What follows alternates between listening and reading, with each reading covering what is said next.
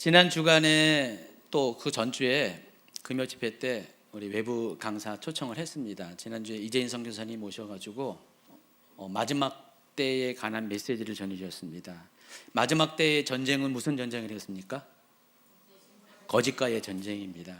그래서 실제적인 예로 이슬람의 그 거짓됨에 대해서 또 북한의 거짓됨에 대해서 아주 구체적으로 자세히 소개했고요. 여러분 꼭 그 영상 꼭 들으시기 바랍니다. 안 들으신 분들은요 꼭 챙겨서 들으시면 너무 좋을 것 같아요. 그 전주에는 강요한 선교사님이 오셔서 또 마지막 때의 말씀을 전해 주셨습니다.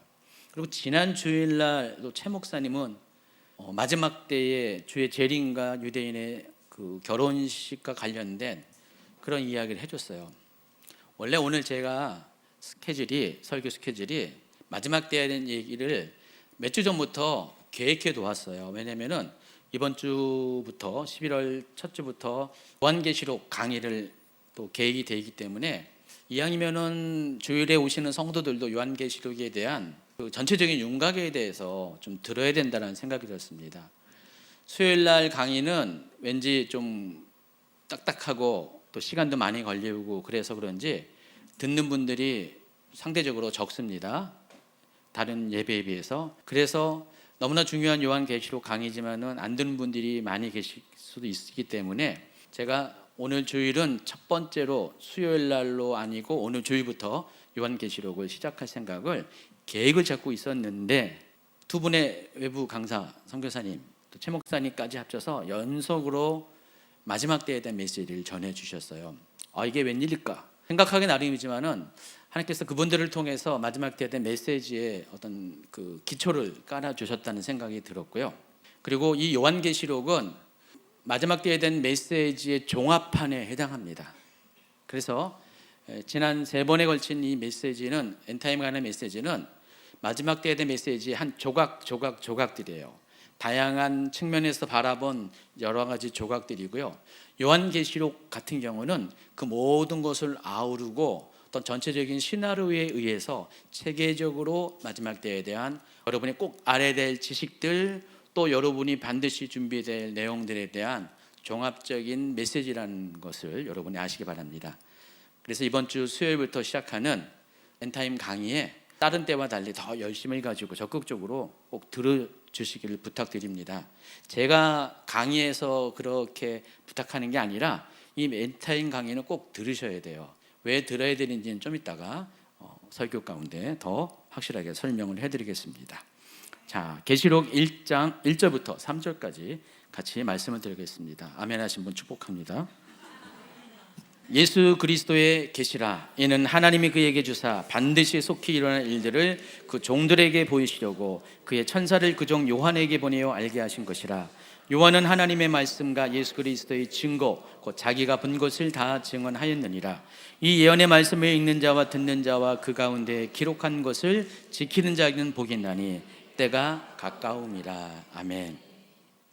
성경 66권은 모두가 다 한결같이 중요한 성경입니다. 근데 어떤 분들은 이 성경을 골라서 읽어요. 저도 예전에는 그랬던 것 같습니다. 어떤 특별한 것을 좋아서라기보다도 어떤 특별한 것이 어려워서 안 읽는 경우가 상당히 많이 있어요. 그래서 보통 구약의 예언서들에 대해서 잘 안 읽었고요. 또 신약 성경에 와서는 계시록을 잘 읽지 않았습니다. 근데 우리가 잘 읽지 않는 그것들이 또 중요한 메시지를 담고 있다는 사실은 사람들이 많이 모르고 있습니다. 그래서 모든 성경이 다 중요하지만은 특히 성경 중에서 시작을 알리는 창세기는 세상 만물의 기원에 대해서 소개를 하고 있습니다.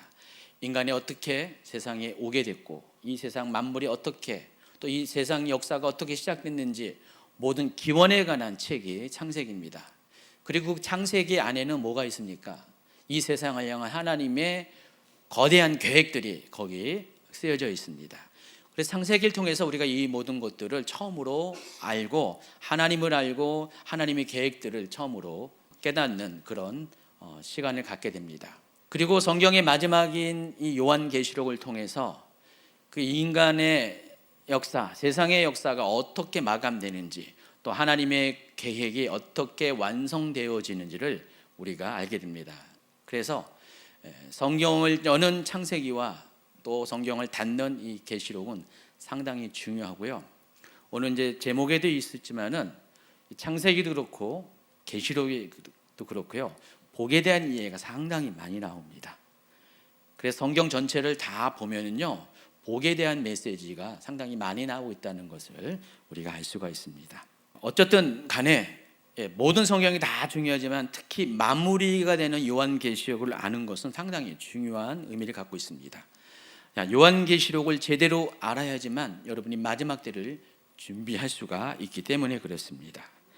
자, 요한계시록은요, 모든 성경들이 일부분씩은 다 마지막 때에 대한 메시지를 다 갖고 있어요.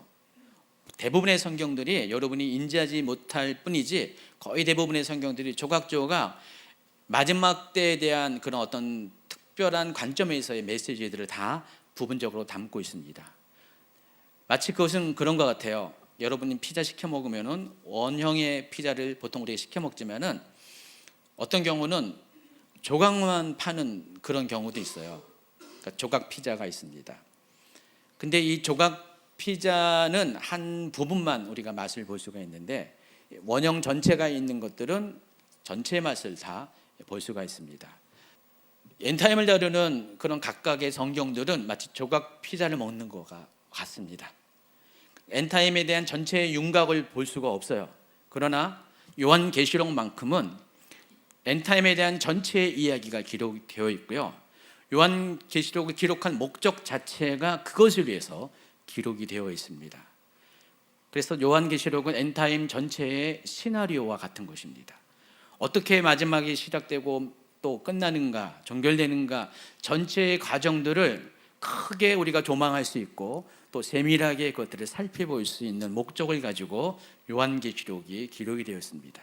여러분, 성경은 괜히 쓰여진 게 아닙니다. 어쩌다 쓰여진 게 아닙니다. 다 기록하는 목적이 있습니다. 그리고 그 기록하는 목적 안에는 그것이 쓰여질 수밖에 없는 사회적인 또 영적인 배경들이 있는데 요한계시록은 그와 같은 목적과 배경을 가지고 기록이 되었습니다. 그래서 여러분, 요한계시록을 통해서 성도는 마지막 때를 알 수 있고 또 마지막 때를 어떻게 준비할 수 있는가를 배울 수가 있습니다. 그래서 여러분, 다른 건 몰라도 계시록만큼은 아주 꼼꼼하게 꼬박꼬박 구체적으로 알아가는, 좀 연구하는 자세가 좀 필요합니다. 여러분, 요한계시록이 22장밖에 안 돼요. 챕터가 22장밖에 안 되고 또 각 챕터가 길지도 않습니다. 상대적으로 다른 성경에 비해서 또 짧아요. 근데 그것을 여러분이 좀 이렇게 신경을 써서 좀 연구하는 자세로 가지고 이것을 하다 보면은 정말 놀라운 그 안에 있는 비밀들, 하나님의 계획들을 발견하게 됩니다. 물론 여러분 홀로 하라고 하는 건 아니고요. 또 홀로 하면 안 됩니다. 위험해요. 그래서 제가 그 길을 여러분에게 가이드할 것이고요. 함께 갈 수 있도록 또 동행을 할 겁니다. 그래서 아마 요한계시록 강의가 짧게는 7개월에서 많게는 한 1년 정도 걸릴 것 같아요.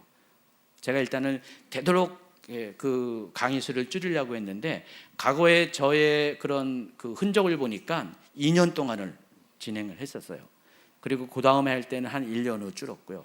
점점 줄이고 있는 형편이지만은 또 요즘 새로운 어떤 이슈들도 많이 나와 있고요.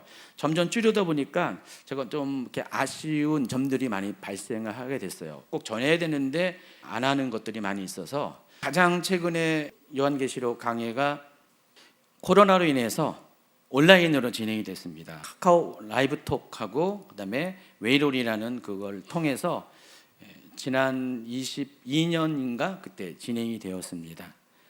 그때하고 또 달라요, 지금 상황은요. 그래서 이 요한계시록은 가능하면은 최소한 1년 또는 2년의 텀을 두고 반드시 계속해서 업데이트된 내용을 가지고 제가 강의를 할 겁니다. 이번처럼 마침 그 큐티와 함께하는 성경 강의 순서에 맞아서 할 수도 있고 안 되면 또다시 온라인 강의를 통해서 하는 한이 있더라도 이 강의는 계속해서 꾸준히 하게 될 겁니다. 그래서 여러분 그때마다 한번 들은 것으로 다 알아 이렇게 생각하지 말고 계속해서 듣고 또 듣기를 바랍니다. 얼마 전에 제가 비행기를 탔는데요. 여러분 비행기 탈 때 처음에 비행기가 이륙하기 전에 어떤 특별한 시간이 있어요. 승무원들이 앞으로 쭉 나와가지고 좌우를 가리키면서 비상구 위치를 가리켜 주죠. 그리고 또 비행기가 어떤 특별한 상황이 되실 때, 특히 무슨 바다에 내릴 때 튜브를 끼내 가지고 어떻게 그것을 작동시키는지, 땡기면은 바람이 오는데 만약에 바람이 풀어지지 않으면은 입으로 부십시오, 뭐 이런 것들 가르쳐 주잖아요. 그러니까 비상 상황에 대비하는 어떤 안전 교육들을 이륙하기 전에 그것을 교육하신 다음에 그다음에 이제 비행기가 움직이기 시작합니다. 근데 제가 보니까 많은 분들이 그것을 관심 갖지 않아요. 왜냐하면은 매번 듣는 거기 때문에, 똑같은 거기 때문에. 어느 항공사든지 다 똑같아요. 그러다 보니까 다 알아. 난 다 알기 때문에 뭐 상관없어 해가지고 그 시간에 일부러 안 들어요. 그리고 그냥 앞에서 열심히 해주면은 보니까 한 10명 중에 1명 정도 그에 관심을 갖고 있고, 아마 비행기 처음 타는 사람일 수도 있고요. 거의 대부분의 분들은 신경을 쓰지 않는 모습들을 종종 보게 됩니다. 그리고 또 안전벨트 착용에 대한 기내 방송도 계속 나오잖아요. 안전벨트는 이륙과 착륙할 때 필수로 하게 되어 있습니다. 그래서 이륙하고 착륙할 때는 여러분이 안전벨트를 안 멜려도 안 멜 수가 없어요. 왜냐하면 승무원들이 다 다니면서 그걸 다 체크하기 때문에 안전벨트는 꼭 매게 됩니다. 자, 그런데 이제 비행기가 어느 정도 이륙한 다음에 순항고도로 딱 올라오게 됩니다. 그렇게 되면 그때 대부분 어떻게 해요? 안전벨트를 풀죠. 왜냐하면 답답하니까. 그렇지만은 그 항공기 규정에 의하면은 강제사항은 아니더라도 권면사항으로 웬만하면 그럼에도 불구하고 안전벨트를 끝까지, 항공기를 타는 동안에는 끝까지 착용할 것을 권면하고 있습니다. 왜냐하면 어떤 상황이, 도발적인 상황이 발생할 수도 있기 때문에 그렇습니다. 1988년 4월 28일에 미국 하와이의 어느 공항에서 어떤 특별한 사건이 발생을 했습니다. 미국 하와이에는 국제공항이 많은 것 같아요. 힐로라는 국제공항에서 호놀룰루로 향하는 그 비행기 안에서, 그 항공사 이름이 알로하 항공입니다. 알로하 항공에서 정말로 위험한 상황이 발생을 했습니다. 이륙한 지 얼마 안 돼서 비행기 동체가 위에서 뜯겨나가는 그런 일이 발생했어요. 여기 있네요. 저 비행기입니다. 여러분, 말도 안 되잖아요. 여러분, 저 비행기 여러분이 탄다고 생각해 보세요. 정말 이렇게 놀라운 일입니다. 제가 봤더니 저런 사고가 아주 극히 드물어요. 드문데, 근데 여러분, 이 사고가 공중에서 지금 났습니다. 비행기가 막 이렇게 가고 있는데, 여러분 생각이 어떻게 해요? 저 정도 이렇게 비행기 동체가 뜯겨나가면 어떻게 해요? 큰 인명피해가 있을 것이 생각하죠. 저렇게 비행기가 가끔씩 저렇게 뜯겨나간 일이 있는데, 저 원인이 금속도 오래 사용하면은요 피곤하대요. 금속 피로 현상이래요. 그 금속 피로 현상에 의해서 이것이 어떤 조짐이 있기 때문에 정비사들이 계속해서 점검을 하는데, 이때 그것이 이륙하기 전에 발견이 안 돼서 이륙한 후에 이런 현상이 발생을 했습니다. 그래서 이날 이 항공기에서 동체가 뜯겨나가는 일이 벌어졌는데, 놀랍게도요 한 사람 빼고 다 모든 승객이 생존을 하게 됐습니다. 죽은 사람도 승객은 아니었고요, 승무원이었어요. 여자 승무원이 죽었습니다. 때마침 이제 이륙하는 과정이었기 때문에, 아직 순항 고도로 올라오기 전이었기 때문에 모든 사람들이 다 안전벨트를 매고 있었고, 승무원 한 사람만, 다른 승무원도 다 안전벨트를 매고 있는데 이 사람만 아직 일을 마무리하는 뭔가 남아 있어서 미처 안전벨트를 매지 않은 상태에서 갑자기 순식간에 두두두둑 하더니 몇 초 만에 저게 동체가 뜯겨져 나간 거예요. 보통 비행기 사고가 나면 위에서 산소 마스크도 나오는데 여기는 산소 마스크 내려올 틈도 없이 저런 상태로 갔습니다. 그런데 저들을 살린 게 바로 안전벨트였습니다. 안전벨트를 통해서 살아남았어요. 비행기 사고가 일어날 수 있는 확률이 12만 번 비행한 중에 한 번꼴로 발생한대요. 그리고 사람 개인으로 따진다면 비행기 사고로 인해서 사망할 확률이 1,100만 명 중에 한 명이래요. 사실 따지고 보면은 비행기가 굉장히 안전한 거죠. 1,100만 명 중에 한 명이 죽는 꼴로 사고가 생기니까. 그냥 한 번 일어나면 어떻게 해요? 대형 사고고 웬만하면 비행기 탄 수백 명의 사람들이 다 사망하는 사건이 벌어지게 됩니다. 그래서 그런지 비행기는요, 이게 안전에 대해서 엄청나게 신경을 씁니다. 그래서 출발하기 전에 반드시 특별 교육을 계속하고, 그리고 또 안전벨트를 매라는 권고사항을 계속해서 강조하고 또 강조를 합니다. 그럼에도 불구하고 어떤 사람들은 이것을 잘 듣기도 하지만은 더 많은 사람들이 잘 귀담아 듣지 않습니다. 여러분, 한 개인의 인생 가운데서도요, 예상치 못한 순간에 예상치 못한 장소에서 정말 인생의 마지막을 경험할 수 있는 상황들이 불시에 찾아올 수가 있습니다. 그래서 우리는 항상 우리의 인생에 대해서, 마지막에 대해서 준비하는 삶을 살아야 됩니다. 왜냐하면은 평소에 그것을 준비하는 삶을 사는 사람들은요, 그런 상황이 다가오면은 절대로 당황하지 않습니다. 근데 나는 안전하다, 나는 편안하다라고 생각하다가 갑자기 그렇지 않은 상황에 직면하게 되면은, 또는 그와 같은 상황이 올 것이라는 교육들을 계속 받고 있지 않고 있다가 갑자기 그런 것들을 경험하게 되면은 대처하지 못하고 굉장히 큰 상실감에 빠지게 됩니다. 한 개인의 인생도 마찬가지인데 이 세상도요, 마지막 때가 있습니다. 지구적인 종말의 때가 언젠가는 반드시 도래합니다. 그리고 그것은 어느 순간 갑자기 찾아오게 될 것입니다. 그런데 사실은요, 갑자기가 아니에요. 갑자기라고 느끼는 것은 그 마지막 때를 준비하지 못한 사람이 느끼는 것이고요, 마지막 때를 여러분이 만약에 알고 준비하고 있다면 마지막 때는 결단코 갑자기 찾아오지 않는다는 것입니다.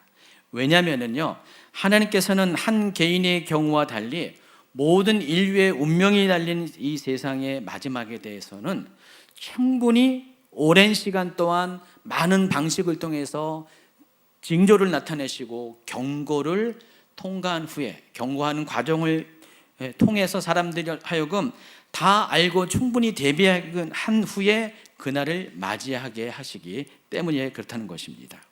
그래서 여러분, 평소에 좀 귀찮더라도 항공기 비상 상황에 대해서 우리가 교육을 꾸준히 받는 것처럼 여러분도 이 마지막 때에 대해서 계속해서 들으셔야 돼요.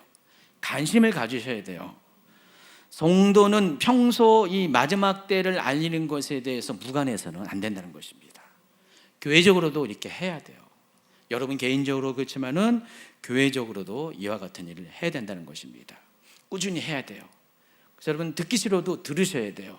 아, 목사님 또 무슨 마지막 때야, 우리 교회는 걸핏하면 입만 열면 마지막 때요, 뭐 그렇게 생각하시는 분이 계세요. 근데요, 반대로 어떤 교회는 마지막 때에 대해서 전혀 얘기 안 해요. 근데 나중에 정말 그 마지막 때가 닥치게 되면 어떻게 될까요? 당황해요. 어찌할 바를 몰라요. 근데 이 마지막 때에 대해 평소에 들은 분들은 어떤 사건이 벌어질 때, 아, 이것이 성경에서 말한, 또 요한계시록에서 말한 바로 그 시기가 가까이 오고 있구나, 바로 지금이 그때라는 것을 알게 되고요. 특히 여러분, 시간표를 알잖아요. 하나님의 시간표를 알면은 여러분 충분히 대비할 수가 있습니다. 아, 요거는 요 시기야, 요 시기야, 이런 것을 알면은 대기하는데, 대부분이 당황하는 이유는 그 시간표를 모르기 때문에 그렇다는 것입니다. 요한계시록은요, 그와 같은 시나리오를 기록한 책입니다. 그것 때문에, 오직 그 목적을 위해서 기록한 책이라는 것입니다. 성경은 다 기록 목적이 있지만은 요한계시록은 특히 이 마지막 때를 사람들로 하여금 알게 하기 위해서 기록한 것이 요한계시록이라는 것입니다. 그래서 여러분이 요한계시록을 비롯한 엔타임에 관한 지식을 여러분 많이 듣고 또 기억하고 있으면은 그런 사람들에게는 절대로 마지막 때는 급박하게 찾아오지 않습니다. 하나님은 충분히 경고하실 것이고요, 충분히 준비할 수 있도록 시간을 주시기 때문에 그렇습니다. 여러분, 엔타임이 이미 예수님의 초림의 시기 2000년 전에 이미 시작되는 거 다 아시죠? 기본적으로 여러분 아시죠? 근데 아직도 엔타임은 진행되고 있습니다. 우리가 지금 기다리는 것은 엔타임의 엔타임이에요. 마지막의 마지막, 말세 지말이라고 하죠. 그때를 우리가 지금 남겨두고 있습니다. 하나님은요 무려 2000년 동안 그때도 반드시 곧 오시겠다고 했는데 여지껏 안 오셨어요. 근데 하나님이 헌을 말씀하신 게 아니라 사람들로 하여금 준비시키기 위해서, 하나님 정말 오시면 어떻게 해요? 예수님이 진짜 정말 재림하시면 어떻게 돼요? 너무나 많은 사람들이 지옥 갈 수 있기 때문에 하나님은 그 시기를 계속 늦추고 모든 사람들이 마지막 때를 알고 준비할 수 있는 기회를 주시고자 많은 시간이 흘렀습니다. 그러나 정말로 이제 그 진짜 마지막 때는 얼마 남지 않은 것은 분명한 겁니다. 이제 본 강의가 들어가면 제가 이 부분에 대해서 왜 그런지 다 설명을 해줄 겁니다. 지금은 정말로 이 마지막에 마지막 때가 긴박하게 찾아오겠다는 것들을 이미 저희는 요한계시록을 통해서 다 이 전체적인 시나리오를 알고 있기 때문에 지금 그렇게 인식하고 감지하고 있습니다. 그래서 여러분 지금은 늦지 않았습니다. 이 마지막 때에 대해서 여러분 아셔야 돼요. 이제부터 시작되는 요한계시록에 대해서 여러분 꼼꼼히 챙겨 들으시기 바랍니다. 부탁드리겠습니다. 다른 성경과 달리 이 요한계시록은 마지막 때에 대한 시나리오를 일관된 흐름을 가지고 모든 과정을 세밀하게 정말 성실하게 꼼꼼하게 그것들을 다 기록한 책입니다.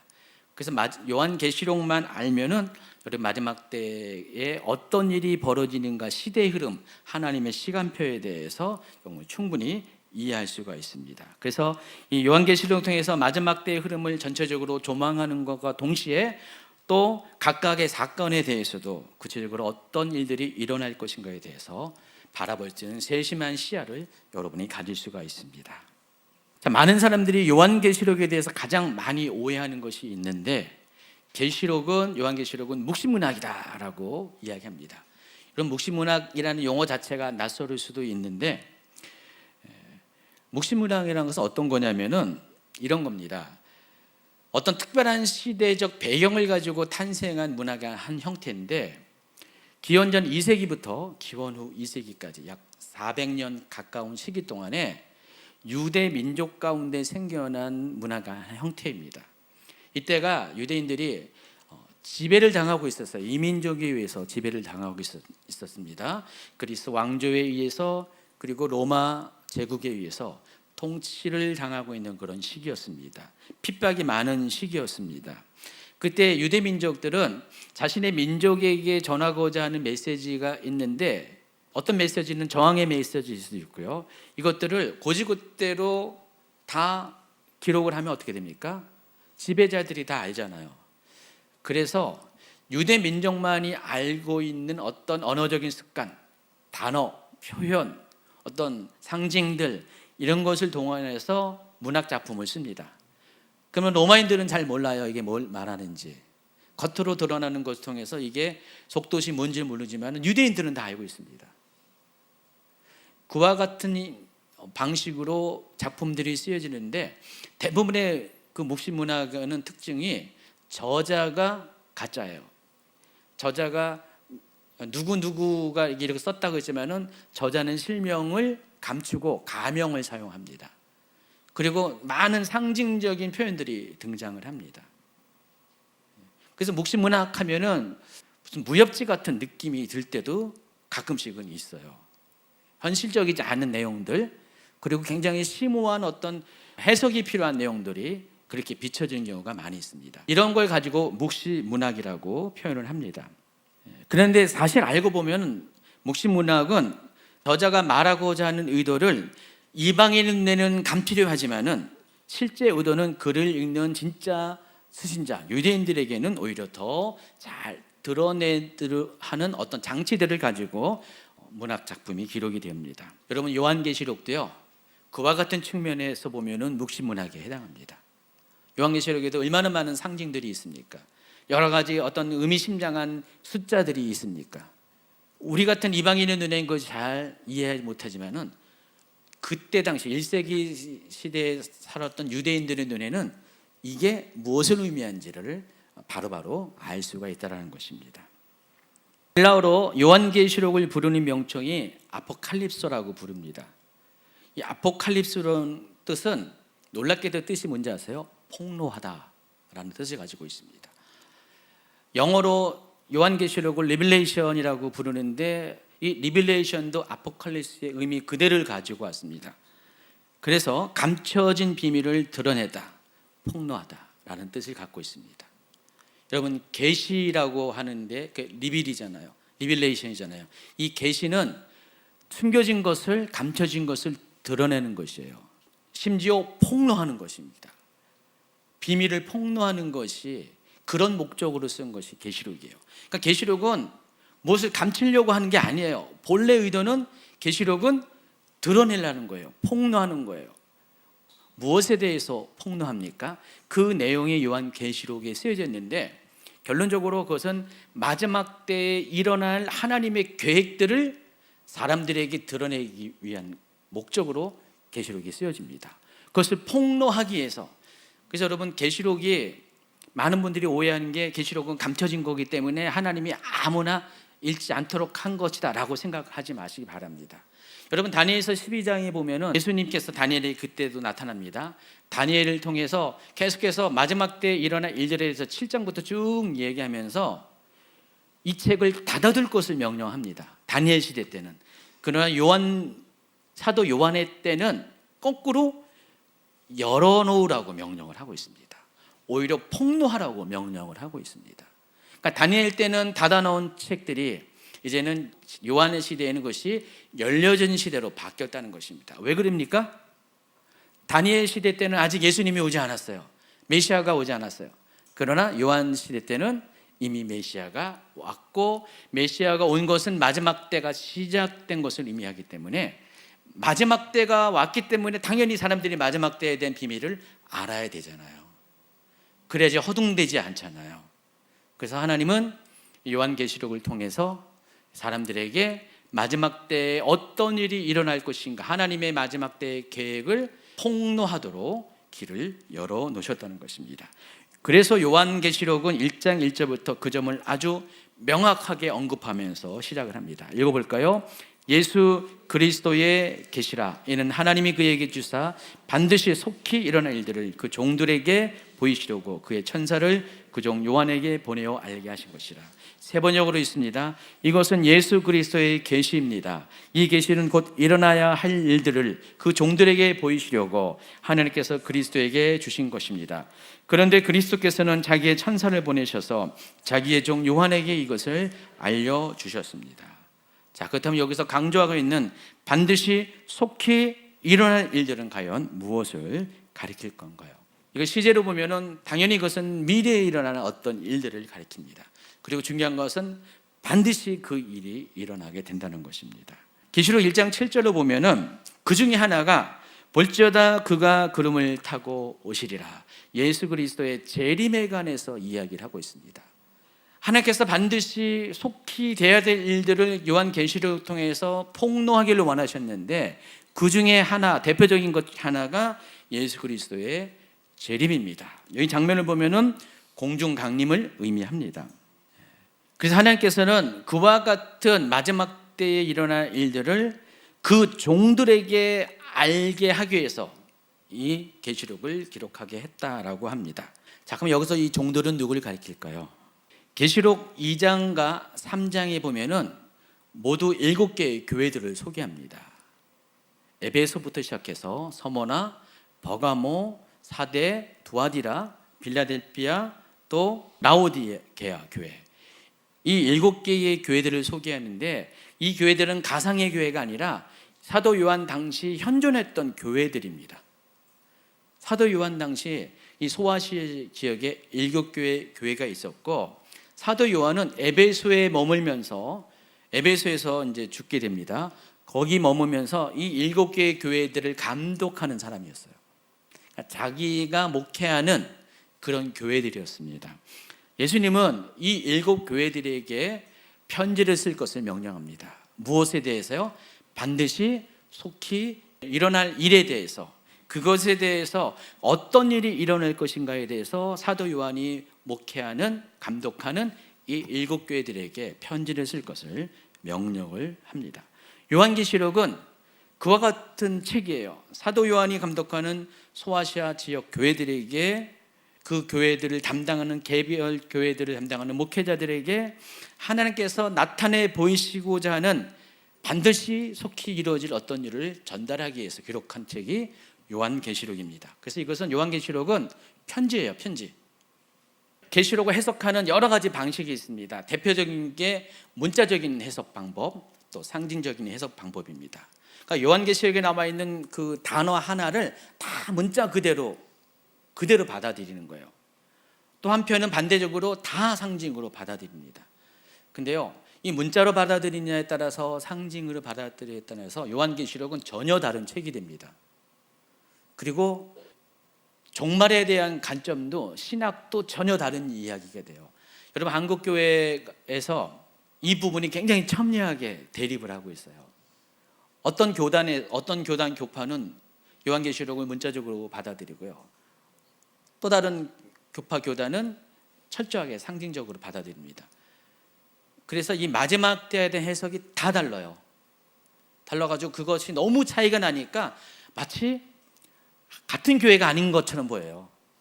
다른 종교처럼 보일 정도로 이 계시록의 해석 방법의 이 두 가지를 어떤 것 선택하냐에 따라 차이가 엄청나게 큽니다. 또 이와 같은 문자적인 해석 방법, 또 상징적인 해석 방법 말고도요, 또 다양한 계시록을 해석하는 방법들이 있는데, 그 중에 하나가 역사주의적인 해석 방법이라고 있습니다. 좀 이제 본격적으로 요한계시록 나오니까 어려운 단어들이 나오죠. 근데 오늘은 별로 어려운 얘기 안 써요. 제가 오늘 그냥 주일 설교이기 때문에 이제 앞으로 수요일부터는 어려운 얘기들이 많이 나올 겁니다. 제가 주일 설교는 또 나름대로 그런 것들을 고려해서 좀 평이하게 하거든요. 근데 그럼에도 불구하고 요한계시록 자체가 낯설은 책일 수도 있기 때문에 여러분, 제가 쓰는 단어 자체가 어려울 수도 있어요. 그러나 앞으로 자주 사용할 겁니다. 자, 역사주의적인 해석 방법은 어떤 거냐면은 요한계시록에 나와 있는 모든 것들을 역사 진행에 따라서 어느 시대에 대한 예언이다라고 분류하는 방법입니다. 이 과거주의적 해석 방법이라고 또 있는데 약간 비슷한 것 같지만 차이가 있어요. 과거주의적 해석 방법은 요한계시록에 기록된 내용이 모두가 1세기에 해당하는 이야기고 오늘날 우리와 같은 현대에겐 전혀 상관이 없는 거다. 1세기에 핍박받는 기독교인들에게 필요한 책이지 하나님이 그런 사람들에게 전달하기 위해 쓰여진 목적의 그런 서신이지 오늘날 사람들하고는 전혀 상관이 없다라고 해석하는 거예요. 1세기 시대의 교회 상황에 제한을 두는 것이 과거주의적 해석법입니다. 그러니까 요한계시록은 과거의 이야기지 오늘날과 상관없다는 것입니다. 근데 이 역사주의적인 해석법은 그것이 과거뿐만 아니라 지금까지 계속 이어지는 거예요. 그래서 예를 들자면은 계시록 2장 3장에 나와 있는 소아시아에 있는 7교회들은 시작이 에베소죠. 그리고 마지막이 라오디게아죠. 이것을 역사주의적 해석 방법에 의하면은 에베소 교회는 초대교회 상황을 얘기한 거다. 초대교회 에베소 교회와 같은 교회들이 생길 것이다. 그리고 마지막 때가 되면은 라오디게아 교회 같은 교회가 생길 것이다. 그 중간에는 전부 다 어떤 그 중간의 시대에 해당하는 교회들의 모습이다라고 해석을 합니다. 근데 알고 보면 그렇지 않습니다. 왜 사도 요한은 또 예수님은 이렇게 순서적으로 에베소부터 시작해가지고 라오디게 교회에 대한 편지를 언급했나? 왜 그와 같은 순서로 말씀했는가? 이유가 있습니다. 지도를 보세요. 지도를 보시면은 이 소아시아 7교회가 위치한 지역들을 이렇게 표시를 했습니다. 사도 요한은요, 에베소에서 바다 조금 건너서 밤모섬이라는 곳에 유배를 갔고요, 거기서 하나님께서 주의 날, 오늘날 이렇게 주일과 같은 어느 날 예수님께서 나타나셔서 요한계시록을 쓰라고, 이 반드시 속히 되어야 될 일들을 기록하라고 명령하셨습니다. 그래서 요한이 이 편지를 다 기록해가지고 자기에게 수종드는 사람에게 이 편지를 전달할 것을 명령을 했습니다. 그래서 밤모섬에서 있던 사람이 배를 타고 제일 먼저 도착하는 게 에베소예요. 지도를 보시면 알겠지만은 터키 서쪽에 있는 옛날에 아나톨리아, 소아시아라고 불리는 지역입니다. 이 지도를 보시면은 지형을 잘 보세요. 여기 보면은 산들이 높이 있잖아요. 산맥들이 있잖아요. 그리고 중간에 뭐가 있어요? 교통로처럼 그런 골짜기가 있습니다. 고대의 길들은 전부 다 골짜기를 따라서 길들이 형성이 되어 있어요. 그러면은 여러분이 여행자라면요, 7개를 다 돌려면 어떻게 됩니까? 당연히 에베소부터 출발해 가지고요, 그 위로 길이 나 있는 서머나 또 버가모, 두아디라, 사대, 빌라델피아, 라오디게아 도시까지 간 다음에 거기 골짜기 따라 나는 길을 따라서 다시 에베소를 통과해서 밤모섬으로 돌아가는 것이 자연적인, 아주 자연스러운 그런 교통로, 여행자의 입장에서 보면은 교통로에 해당하는 것입니다. 예수님은요, 여기에 맞춰서 각 교통로에 있는 교회들에게 편지를 쓰라고 한 겁니다. 그래서 먼저는 에베소 교회에게, 또 다음엔 서머나 교회, 요 순서에 맞춰서 기록이 된 것이지, 어떤 과거주의적 해석 방법에 의해서 어떤 시대에 따라서 초창기에는 에베소와 같은 교회가 있을 것이고 맨 마지막에는 라오디게아 같은 교회가 있을 것이다, 그런 방식이 아니라는 것입니다. 또 이 요한계시록을 해석하는 방법 중에 하나가 미래적인 해석입니다. 요한계시록은 미래에 일어날 일들을 기록한 것이다. 과거주의적인 해석과 정반대의 입장이죠. 그 중간에 역사주의적인 해석 방법이 있고요. 요한계시록을 여러분 어떻게 우리가 연구해야 되냐, 어떻게 접근해야 되냐, 이 모든 것들을 필요할 때마다 다 종합적으로 살펴가면서 다 동원을 해야 한다는 것입니다. 모두가 다 필요한 것이에요. 만약 이것을 우리가 그렇게 종합적으로 받아보지 않고 하나만 집중하면 어떻게 됩니까? 다 거기서 이단이 나오는 거예요. 하나만 집중하다 보면은, 한 가지만 고집하다만 억지로 해석이 하게 되면 이상한 얘기가 나올 수밖에 없다라는 것입니다.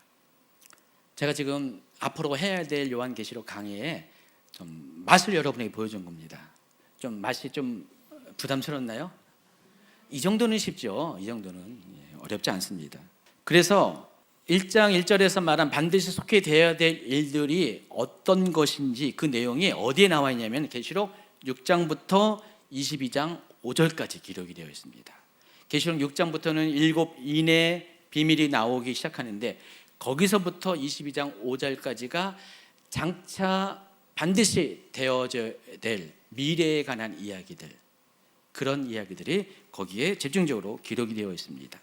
그 전에 4장과 5장에는 요한이 먼저 그 이야기를 듣기 전에 하늘 보좌에 올라가서 하나님이 계신 그 광경을 보게 됩니다. 4장 1절 2절을 한번 같이 읽어볼까요? 2일 후에 내가 보니 하늘에 열린 문이 있는데, 내가 들은 바 처음에 내게 말하던 나팔 소리 같은 그 음성이 이르되 이리로 올라오라, 이후에 마땅히 일어날 일들을 내가 내게 보이리라 하시더라.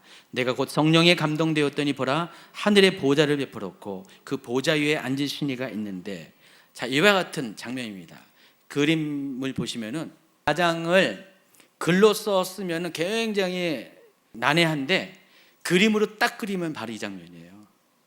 여러분, 요한계시록을 해석하는데 어려운 이유 중에 하나가 뭐냐면은, 요한은 지금 그림으로 봤잖아요. 한 장면으로 본 건데 그걸 글로 쓰니까 어떻게 됩니까? 아무리 탁월하게 글재주가 있는 사람도 눈으로 본 것, 특히나 이 세상에서는 한 번도 보지 못한, 우리가 그걸 가리켜서 단어가 있죠. 미증류라고 그러죠. 아직 한 번도 보지 못한 그걸, 장면을 글로 표현한다는 것이 쉬운 게 아니잖아요.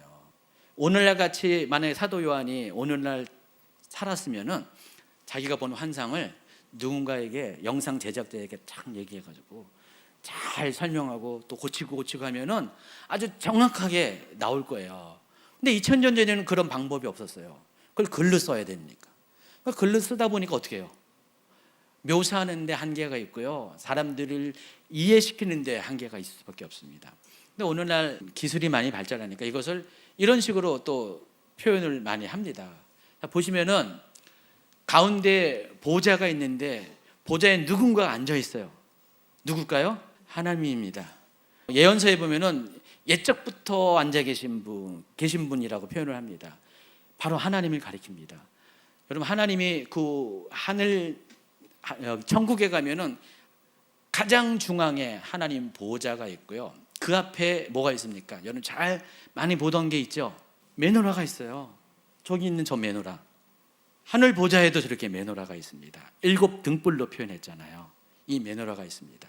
여러분, 성막과 성전은요, 어디에서 갑자기 나온 게 아니에요. 창작된 게 아니라 하늘 보좌의 모습을 그대로 카피한 겁니다. 그림자처럼 예표로 나타난 겁니다. 그래서 하늘 보좌의 광경이 저렇게 됐고요. 그 옆에 보면은, 앞에 장면을 보면은, 다시 앞에 그림 보면은 네 생물이 들어가 있어요. 여기 네 생물이라고 표현했는데, 여러분, 성막과 그 성전의 구조를 보면은 이 네 생물이 무엇을 의미하는지 알 수가 있습니다. 뭘까요? 그룹 천사를 의미합니다. 성막 지성소 안에는 그룹 천사가 있잖아요. 천사도 스랍 천사도 있고 그룹 천사가 있는데, 이 그룹 천사는 하나님 보좌 가까이에서 하나님을 섬기는 그 천사를 그룹 천사라고 합니다. 스랍 천사는 일반적인 다른 보편적인 천사들을 수랍 천사라고 합니다. 천사도 여러 가지 단계가 있는데, 대표적으로 우리 이 그룹 천사와 수랍 천사 두 정도는 알고 있어야 됩니다. 이 하나님 보좌 앞에는 그룹 천사가 있습니다. 이게 네 생물로 묘사를 했고요. 그리고 좌우에는 뭐가 있습니까? 24장로가 있습니다. 이게 하나님 보좌의 광경이고요. 요한계시록 4장에서 사도 요한은 하늘로 올라가서 이것을 봤습니다. 그리고 이 앞에는 또 번제단이 있고 제단이 있죠. 제단이 있고요. 그것도 그 제단이 성막에서는 번제단으로 그렇게 표현이 됩니다. 그리고 거기에 유리바다라는 것도 여기 등장합니다. 그거는 본 강의에서 제대로 설명하겠습니다. 중앙에 보면은요, 하나님이신데 보세요. 형체가 있나요, 없나요? 있어요. 보통 우리는 하나님이 영이시다라고 하니까 하나님의 형체가 없다고 이해를 하는데 아닙니다. 성경을 자세히 살펴보면은 이사야, 에스겔 다 살펴보면은요, 하나님은 형체가 있으세요. 단지 하나님은 빛이시기 때문에 우리가 형체를 구체적으로 볼 수 없을 뿐입니다. 우리가 어떻게 창조됐습니까? 하나님의 형상과 모양을 따라 창조됐는데, 우린 보통 그 DNA를 눈에 보이지 않는 그 DNA만 생각을 해요. 근데 아닙니다. 우리의 눈, 코, 입, 우리의 몸의 형체 다 누구를 본따서 지음받았습니까? 하나님이에요, 여러분. 그거 아셔야 돼요. 그래서 하나님이 단지 눈으로 볼 수 없기 때문에, 너무 빛이 강하기 때문에, 또 이런 것도 있어요. 하나님은 우리가 빛이시다라고 할 때 그것도 그냥 빛의 속성 이런 정도만 우리가 이해했어요. 빛의 속성은 뭐입니까? 밝음, 깨끗함, 정직함 이런 것만 얘기하지만은 그런 물리적인 속성도 있어요. 하나님은 빛이에요, 진짜로. 그래서 천국에 가면은요, 해와 달이 없어요. 천국은 하나님이 빛이시기 때문에 하나님으로서 나오는 그 빛으로 충분하다는 것입니다. 그 천국을 하나님이 나오는 보답된 빛이 다 밝히시는 거예요. 그래서 이와 같은 장면을 지금 보았다는 것입니다. 또 5장으로 넘어가니까, 내가 봄에 보좌에 앉으신 이의 오른손에 두루마리가 있으니 안팎으로 썼고 7인으로 봉하였더라. 자, 이 장면입니다. 보좌 위에 하나님이 앉아 계시는데 자세히 살펴봤더니 오른손에 두루마리 책이 있습니다. 요한 당시 책들은 다 이렇게 두루마리 형태로 되어 있어요. 근데 이 두루마리에 뭐가 있습니까?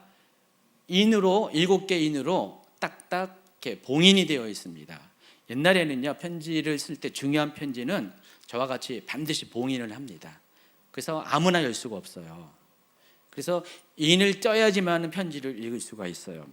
그리고 이 두루마리의 특징은 7인으로만 봉인된 게 아니라 글이 안과 밖으로 다 똑같은 글이 표현되어 쓰여 있습니다. 옛날에는요, 중요한 문서는요, 똑같은 내용을 안과 밖 그대로 다 기록했습니다. 누군가 변개하지 못하도록 똑같은 내용을 안과 밖으로 기록되어 있습니다. 중요한 문서일수록 그렇게 합니다. 자, 그와 같은 두루마기가 하나님 오른손에 들려 있습니다. 자, 문제는요, 이 하나님 오른손에 있기 때문에 감히 누가 이 하나님의 손에 있는 것을 누가 취할 수가 있습니까?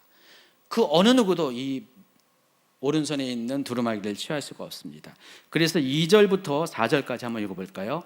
또 봄에 힘 있는 천사가 큰 음성으로 외치기를 누가 그 두루마리를 펴며 그 인을 떼기에 합당하냐 하나 하늘 위에나 땅 위에나 땅 아래에 능히 그 두루마리를 펴거나 보거나 할 자가 없더라. 그 두루마리를 펴거나 보거나 하기에 합당한 자가 보이지 아니하기로 내가 크게 울었더라. 여기서 나는 사도 요한을 가리킵니다. 사도 요한이 왜 울었을까요? 그냥 보지 못하면 그냥 그러려니 하는데 너무 호기심이 많아서 궁금해서 그게 안 채워져서 울었을까요? 그게 아닙니다. 이어진 내용들 또 요한계시록 전체적인 문맥을 통해서 아는 것은 이 책에 기록된 내용들이 드러나야지만 계시되어져야지만 사람들에게 공개되어지만 비로소 주님이 다시 오시기 때문에 그렇습니다. 근데 이것을 열 자가 없으니 어떻게 해요? 주님이 못 오시잖아요. 그래서 막 울고 있었어요. 그때 5절부터 보니까 장로 중에 한 사람이 24 장로 중에 한 사람이 내게 말하되 울지 말라 유대 지파의 사자 다윗의 뿌리가 이겼으니 그 두루마리와 그 일곱인을 떼시리라 하더라. 내가 또 보니 보좌와 내 생물리가 장로들 사이에 한 어린 양이 서 있는데 일찍이 죽임을 당한 것 같더라. 그에게 일곱 뿔과 일곱 눈이 있으니 이 눈들은 온 땅에 보내심을 받은 하나님의 일곱 영이더라. 그 어린 양이 나와서 보좌에 앉으신 이의 오른손에서 두루마리를 취하시니라. 보면은 5절과 7절은 그래도 이해하는데 6절에 보니까 일찍이 죽임 당한 어린 양이 있는데 일곱 뿔이 있고 일곱 눈이 있고 굉장히 상징적으로 묘사해가지고 여러분이 그래서 이 계시록을 이럴 때마다 헉헉하고 멈춰 수밖에 없는 겁니다. 그런데 알고 보면 이거는 나중에 이제 다 본 강의에서 풀어드리겠지만은 어려운 게 아니에요. 지금 이제 문자적으로만 보면 이게 어려워요. 근데 그렇지 않습니다. 중요한 것은 아무도 하나님 오른손에 있는 두루마리를 취할 수가 없는데 보니까 유대 지파의 사자 다윗의 뿌리 이게 뭐예요? 예수님은 다윗의 후손으로 오셨잖아요. 유다 지파의 후손으로 오셨잖아요. 그리고 예수님은 어린 양으로서 죽으시고 또 죽으심을 통해서 모든 인류의 죄를 대속시켰잖아요. 바로 그분이 딱 서 있는 거예요. 예수님이 서 있는 거예요. 그리고 예수님이 하나님의 오른손에서 두루마리를 취하셨습니다. 세상에서 유일하게 하나님의 오른손에 접근할 수 있는 유일한 분이 예수님인데 그 예수님이 오른손에서 그 두루마리를 취합니다. 그리고 그것을 짱 여시는 거예요. 그 전에 어떻게 해요? 인을 하나씩 띄십니다. 인을 하나씩 띄십니다. 그래서 6장부터 22장 5절까지 보면은 바로 그 두루마리에 쓰여 있는 내용들을 가지고 이 두루마리에서 장차 일어난 일들, 반드시 속히 일어날 일들이 기록되어 있는데 그것들을 기록한 것이 바로 6장부터 22장 5절입니다. 그래서 이 6장부터 22장 5절은 전부 다 미래적인 일들이고요. 바로 마지막 때에 일어날 일들에 대한 그런 시나리오가 기록이 되어 있습니다. 첫 번째 인을 띌 때 흰 말이 등장하고요. 둘째 인을 띌 때 붉은 말이 등장을 합니다. 그래서 일곱 인의 그런 사건들이 6장과 7장에 걸쳐 쭉 나오게 됩니다. 그래서 6장부터 22장 5절까지는 계시록이 전하고자 하는 반드시 속히 이루어질 미래의 일들에 대해서 기록이 되어 있습니다. 그 내용을 쭉 보세요. 한번 점차적으로 조망을 해보시기 바랍니다. 6장에는 첫째부터 여섯째 인의 재앙이 나오고요. 그리고 7장에는 하나님의 종들에 대해서 인을 치고 거기에 또 14만 4천 명이라는 개념이 등장하고요. 또 후반부엔 수많은 흰옷 입은 무리가 또 보여지고요. 또 8장과 9장에는 첫째부터 여섯째 나팔이 불려지고요. 그 전에 일곱째 인이 떼어지는 이야기가 등장합니다. 10장에는 작은 책의 비밀, 11장에는 두 증인의 사역, 또 일곱 번째 나팔이 불려지고 12장에는 하늘에 전쟁이 일어나고 하나님의 예비처를 소개하고 13장에는 10뿔 달린 짐승으로 표현한 적그리스도 그리고 두 뿔 짐승으로 표현한 거짓 선지자에 대한 이야기가 나오고요. 14장에는 또다시 14만 4천 명이 등장하고 새 천사가 전하는 메시지 또 마지막 때에 일어날 두 가지 추수 성도의 추수와 또 악인에 대한 추수가 나오고요. 15, 16장에는 일곱 가지의 대접장이 나오고요. 17장에는 큰 음녀의 심판, 18장에는 큰 성 바벨론의 심판, 19장에는 또 혼인잔치, 예수님의 지산 재림, 또 적그리스도 짐승이 체포되고 악인은 심판받는 장면, 20장에는 천년왕국, 곡과 마곡의 전쟁, 백보자 심판, 21장 22장 5절까지는 새하늘과 새 땅, 새 예루살렘에서의 영원한 하나님의 나라. 자, 이와 같은 순서로 쫙 기록이 되어 있어요. 굉장히 낯설지만은요, 알고 보면 굉장히 재밌어요. 이거 제가 최대한 여러분에게 재밌게 설명을 할 거고요. 그럼에도 불구하고 어려울 것 같아요. 그래도 한번 잘 이렇게 들어보시기 바랍니다. 자, 이와 같은 내용을 기록한 것이 요한계시록이에요. 다 보면은 장차 마지막 때에 일어날 일들에 대한 시나리오입니다. 이런 순서로 마지막 때에 어떤 사건들이 일어날 것이라는 것입니다. 하나님은요, 예수님에게 이것을 드러내는 권한을 주셨어요. 예수님은 요한에게 천사를 보내어서 이 일들을 가르쳐 알게 하셨다는 것입니다. 요한계시록은 그와 같은 내용을 기록한 책이라는 것입니다. 그래서 사도 요한은 하나님의 말씀과 예수 그리스도의 증거, 곧 자기가 본 것을 증언했다라고 2절에 나옵니다.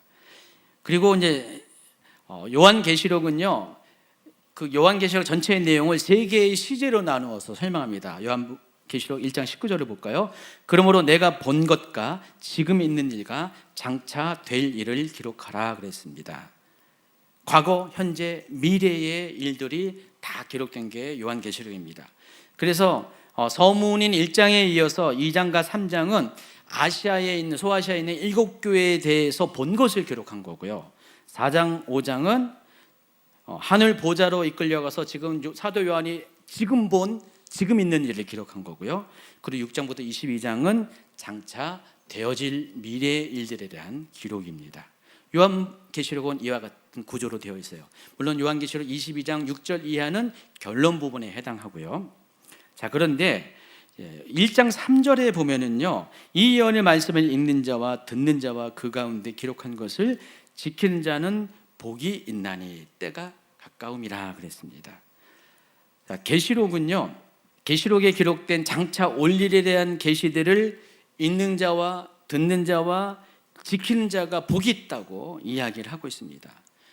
개역개정에는 이것을 단수로 다 표현을 했는데요, 원래 헬라어 원문에서는요, 이게 수가 달라요. 그래서 그것을 잘 반영한 게 세번역인데, 세번역을 한번 볼까요? 이 예언의 말씀을 읽는 사람, 듣는 사람들, 지키는 사람들은 복이 있다 그랬어요. 첫 번째 읽는 자는 단수고, 또 나머지 듣는 자들, 또 지키는 자들은 복수로 표현했다는 사실을 알 수가 있습니다. 이렇게 수가 다른 이유는 말씀드린 것처럼 이 요한계시록이 회람 형식으로 쓴 편지이기 때문에 그래요. 그래서 요한계시록을 배달하는 사람이 에베소에 오면은 그 에베소에 그 목회하는 그 담임 사역자가 그것을 대표로 읽습니다. 여러분, 옛날에는요, 사도시대 때는 사도들이 워낙에 많은 교회들을 이렇게 회람하면서 이번 주는 이 교회에 가서 말씀을 전하고 저번 주는 다음 주는 다른 교회, 이렇게 합니다. 근데 만약에 사도들이 오지 않을 때는 어떻게 됩니까? 사도들이 쓴 편지를 가지고 설교를 대신합니다. 여러분, 신약 성경의 대부분의 책들은 다 뭐예요? 서신이에요. 편지예요. 편지. 그래서 에베소 교회에 보낸 편지가 에베소서예요. 그래서 에베소서가 딱 전달되면은요, 에베소서가 6장으로 되어 있잖아요. 그 정도면 딱 한 30분에서 40분 설교로 딱 좋아요. 그럼 그걸 딱 읽어요. 그럼 사람들이 그 에베소서에 기록된 내용을 듣고 설교를 대신합니다. 근데 뭐 계시록과 같은 거는 몇 시간 걸릴 것 같아요. 그죠? 2시간 걸릴 것 같아요. 어떻게 해요? 들어야죠. 이게 설교예요. 그래서 계시록도 마찬가지 그와 같은 방식으로 어느 한 사람이 읽었습니다. 그러면 다수의 회중들은 어떻게 해요? 듣게 되죠. 그래서 듣는 자들이라고 복수를 표현한 거고요. 그리고 읽는 자나 듣는 자들이나 그것을 기록한 대로 지켜 행하게 되죠. 그래서 복수로 표현을 한 것입니다. 근데 중요한 것은 이 모든 사람들이 다 복이 있다라고 이야기를 하고 있습니다. 왜 그럴까요? 이 요한계시록을 기록한 이유가 마지막 마지막 때에 대한 그런 메시지잖아요. 마지막 때 이런 일이 이런 일이 있을 것이다라는 전체적인 시나리오를 기록한 거잖아요. 그래서 마지막 때가 가까이 올 때 이것을 미리 듣고 또 그 가운데로 기록된 것을 지켜 행하는 자들은 이 마지막 때를 편안하게 맞이할 수가 있어요. 급박하지 않게 맞이할 수가 있어요. 그러나 이것을 듣지 못하는 사람은 어떻게 됩니까? 전혀 듣지 못했기 때문에 마지막 때의 상황이 닥쳐왔을 때 그것을 준비하지 못합니다. 허둥지둥 할 수밖에 없습니다. 그래서 마지막 때는 계시를 알아야지만 그것을 기억하고 준비할 수 있는 삶을 살기 때문에 이것을 듣는 자들이 복 있는 사람이라는 것입니다. 자, 마태복음 24장에서 예수님은 충성되고 지혜 있는 종이 누구인가에 대해서 다음과 같이 말씀하십니다. 마태복음 24장 44절부터 46절까지 읽도록 하겠습니다. 이러므로 너희도 준비하고 있으라. 생각하지 않은 때에 인자가 오리라. 충성되고 지혜 있는 종이 되어 주인에게 그 집 사람들을 맡아 때를 따라 양식을 나눠줄 자가 누구냐. 주인이 올 때 그 종이 이렇게 하는 것을 보면 그 종이 복이 있으리라. 충성되고 지혜 있는 종에 대해서 이야기하면서 44절에 보니까 생각하지 않은 때에 인자가 올 것이다 라고 합니다. 여러분, 마태복음 24장의 위치가 어디에 있느냐면은 마태복음 24장과 25장 안에는요, 25장은 마태복음 안에서의 종말에 대한 이야기를 특화시켜서 만든 챕터입니다. 마태복음은 다른 복음서와 같이 어떤 주제별로 챕터들이 작게 편집이 되어 있는데 24장, 25장은 엔타임에 관한 메시지를 거기 다 모아서 기록한 겁니다. 특히 24장에 어떤 내용이냐면 마지막 때 일어나는 일들에 대한 징조들을 다 설명하고 있어요. 마지막 때 이런 일이 있을 것이다, 이런 일이 있을 것이다. 그것을 순서적으로 차근차근 다 설명한 것이 마태복음 24장입니다. 그런 얘기를 쭉 한 다음에 마지막 부분에서 이 얘기를 하는 거예요. 그러므로, 지금까지 쭉 얘기했잖아요. 마지막 때 이런 일이 있을 것이다. 그러므로 너희도 준비하고 있어라. 생각하지 않은 때에 인자가 올 것이다. 그렇기 때문에 충성되고 지혜 있는 종이 되어라. 충성되고 지혜 있는 종이 어떤 종이냐 보니까 때를 따라서 양식을 나눠줄 자가 충성되고 지혜 있는 종이라는 것입니다. 자, 그러면 여러분, 이 때가 어떤 때를 가리킵니까? 당연히 마지막 때이고요. 또 이 때에 맞는 양식이 뭡니까? 마지막 때를 살아가는 사람들이 들어야 될 마지막 때에 대한 메시지를 가리킵니다. 곧 요한계시록에 있는 그 내용들을 가리킨다는 것입니다. 하나님은요, 정말 마지막 때가 가까우고 있는 그때에 그 마지막 때에 대한 메시지를 가지고 사람들에게 전하는 사람들을 충성되고 지혜 있는 종이라고 칭찬을 했습니다. 그리고 이런 사람을 가리켜서 복 있는 사람이라고 말씀을 했습니다. 그런데 계시록에서는요, 그 범위가 더 확장됩니다. 단지 가르치는 자만 복 있는 사람이 아니라 듣는 자, 또 그 가운데 기록한 것을 지키는 자, 그러니까 여러분 모두가 다 복 있는 자에 해당한다는 것입니다. 계시록 22장 7절에도요 1절 3절과 동일한 말씀이 기록되어 있습니다. 한번 읽어볼까요? 6절부터 있습니다. 또 그가 내게 말하기를 이 말은 신실하고 참된지라 주 곧 선지자들의 영이 하나님이 그의 종들에게 반드시 속히 되어질 일을 보이시려고 그의 천사를 보내셨도다. 보라, 내가 속히 오리니 이 두루마리의 예언의 말씀을 지키는 자는 복이 있으리라 하더라. 여기도 마찬가지로 지금 22장 6절부터는 계시록의 결론에 해당하는 것인데 서론에서도 말씀을 지키는 자가 복이 있다 그랬는데 결론도 마찬가지로 말씀을 지키는 자가 복이 있다 한 번 더 강조를 합니다.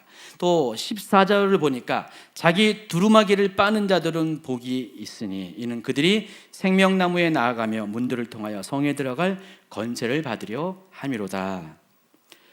그러므로 여러분, 이 복 있는 자가 어떤 사람이라는 것을 우리가 알 수가 있습니다. 복 있는 사람은 하나님의 말씀, 특히 마지막 때를 위한 예언의 말씀인 이 계시록을 알고 그것을 지키는 사람들이 복이 있는 사람이라는 것입니다. 성경은 창세기부터 계시록까지 다 복에 대해서 이야기하고 중간중간 다 많은 복에 대해서 이야기합니다. 그리고 복은 거의 대부분 하나님 말씀과 관련되어 있어요. 특히 요한계시록은 어떤 사람이 복이 있다고요? 마지막 때에 대한 말씀을 듣고 그것을 지켜 행하는 자가 복이 있는데, 자, 그런 사람의 특징은 뭡니까? 자기의 두루마기를 빠는 사람이라고 했습니다. 그런 두루마기가 뭘 말하죠? 옷을 말합니다. 여기 한글로 그렇게 번역했지만은 예복을 의미합니다. 그래서 계시록에 보면은 19장 초반부에 보면은요, 혼인잔치가 나옵니다. 혼인잔치가 나오면서 우리를 가리켜서 뭐라고 합니까? 어린 양의 신부, 다시 오실 예수 그리스도의, 재림하실 예수 그리스도의 신부로 묘사를 합니다. 근데 신부가 준비했던 게 뭐라고 했어요? 거룩한 세마포예요. 예복을 준비했는데, 그 예복이 의미하는 게 뭐라고 했어요? 성도들의 옳은 행실이라고 했습니다. 어떤 사람이 복이 있냐? 바로 하나님 말씀을 통해서 우리의 삶을 거룩하게, 정결하게 준비하는 사람. 만약에 더러워지면 어떻게 됩니까? 빨아야죠. 회개를 말합니다. 다시 하나님 말씀으로 돌아가는 작업을 말하는 것입니다. 자, 이런 사람이 복이 있는 사람이라는 것입니다. 이런 사람은 생명나무에 나아가며 성에 들어갈 권세를 받게 된다는 것입니다. 이런 사람만이 새하늘과 새 땅, 새 예루살렘에 들어갈 수가 있게 된다는 것입니다. 근데 이렇게 하기 위해서는 어떻게 해야 돼요? 마지막 때에 대한 메시지, 반드시 속히 일어날 일에 대한 메시지, 이 요한계시록에 대한 메시지를 들어야 됩니다. 알아야 돼요. 알고 있는 것 끝나는 것이 아니라 지켜 행하는 삶을 살아야 된다는 것입니다. 결국 예수님 계시록의 말씀을 읽고 듣고 지켜야지만 여러분 주님께서 다시 재림하실 때 그리스도의 신부로서 거룩한 단장을 할 수 있고, 그런 사람을 가리켜서 복이 있는 사람이라는 것입니다. 그렇지 않은 사람은 어떻게 돼요? 하나님 나라에 들어갈 수가 없어요.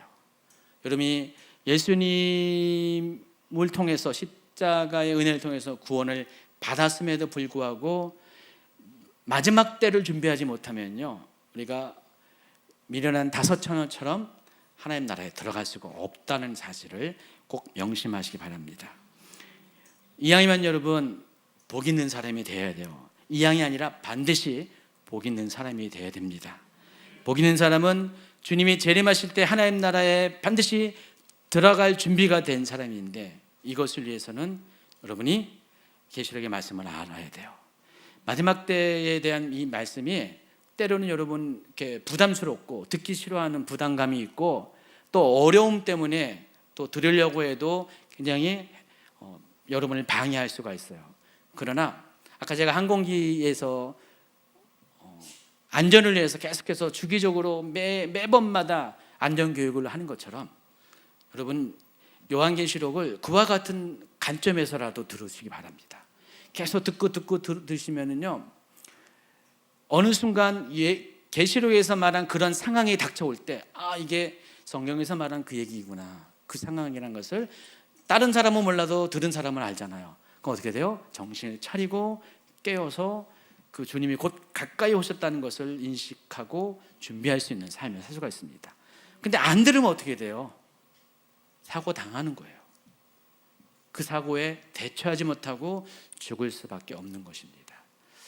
여러분 꼭 이 요한계시록을 그와 같은 관점이라도 생각하고 계속해서 이 요한계시록에 대한 메시지가 들을 때마다, 여기 전해질 때마다 여러분 정말 열심을 가지고 꼭 들으시기 바랍니다. 저는 1년에 한 번씩은 꼭 요한계시록 어떤 형태로든지 여러분의 강의할 거니까요, 그때마다 듣고 또 들으시기 바랍니다. 그래서 꼭 복 있는 사람, 하나님 나라에 반드시 들어갈 수 있는 사람이 되기를 예수님의 이름으로 축원합니다.